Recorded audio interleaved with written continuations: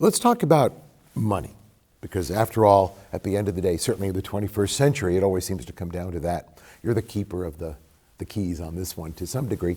What is the economic burden of Huntington's disease? Well, it can be quite significant. How so? Some patients certainly have with deteriorating function, they have respiratory compromise, they can't feed themselves, they can't care for themselves. There's obviously big psychiatric issues. Many times these patients actually commit suicide.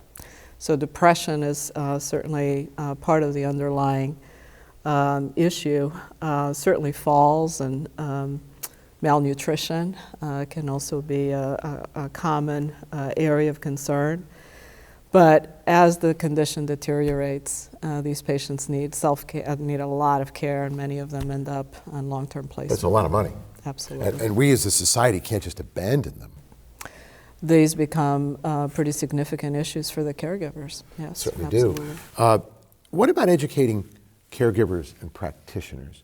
Does every physician out there across the board understand Huntington's? And would a family practitioner recognize Huntington's? I think it's a challenge because with an incidence of about 1 in 10,000, this is a relatively rare condition. And so if you're a more general practitioner, you may run across somebody once in your career with this sort of disease presentation. And so it's probably not the first thing on your mind when some of the more diffuse symptoms start. If somebody's presenting with depression or some mild cognitive changes, your first thought is going to be the much more common thing of depression in our society, which is very prevalent. And you might not be thinking about a progressive neurologic condition until more years go on and more symptoms develop. So the challenge is how do you recognize these patients when they come through your general practice? Now, as a neurologist, if you're getting a referral for somebody who's having involuntary movements, then you're going to be much more focused in your differential and be more likely to get to this point quicker. But it depends on how the symptoms initially start. So let's talk about workup. Supposing somebody is worried, supposing somebody's index of suspicion is up. Is it genetic testing? And do you reserve your genetic testing for symptomatic patients? Or do you test any patient with a family history? I think the answer to that question already was nuanced ethically in just the natural history of the disease, but now it's becoming even more complicated because we're starting to potentially have therapies that may impact the trajectory of the disease.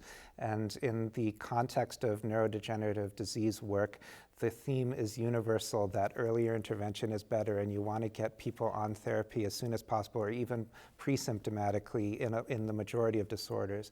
In that environment, it's even more critical to know whether you're somebody who could potentially benefit from an intervention as soon as possible. But you know what I heard that I hadn't heard in my medical career till now? Potential therapy. I mean, in the past, it's almost, a distinction without a difference. I can't intervene, I'm not going to do anything anyway, so what's the difference? But you said there's potential treatment. Really? Well, I think things are in trials right now, so we still have some work to do to understand, and we'll get there. But I think once you start having those options that actually come into the clinic, this conversation changes even more towards wanting to be informed if possible. We're talking about money again. Now, genetic testing is expensive, I suspect, but more expensive still would be the therapies that would be implied by a positive test. Is the financial community considering this, the reimbursement community? And what planning are you doing? Well, I think, first of all, it's exciting to think that in Huntington's we can have more therapies beyond symptomatic management. So certainly look forward to what that looks like. But when there's utility, meaning when you can understand what the impact of the diagnosis is that links to a therapy, and I heard the thought leader talk about how that may be possible and you can actually change the course of disease, especially if it's disease modifying, then I think the impetus is going to be to identify patients early on, because that's where the potential benefit comes in with a disease modification therapy. Can I play devil's advocate? I'm gonna be evil here. Supposing for a moment I'm a reimbursement specialist without a conscience. It's a leap, but let's try it. I'm gonna say, there are a lot of people with this disease, and even if I prolong their life, that's just going to increase the cost. Why do I have to cover this? We cover things that are evidence-based. That's what the purpose of insurance is for. I'm telling you the evidence is we can do something. And I'm telling you the evidence is also it's rare.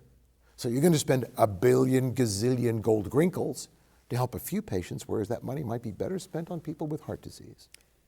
Patients are presenting to a specialist and diagnosed with a condition for which there is a treatment.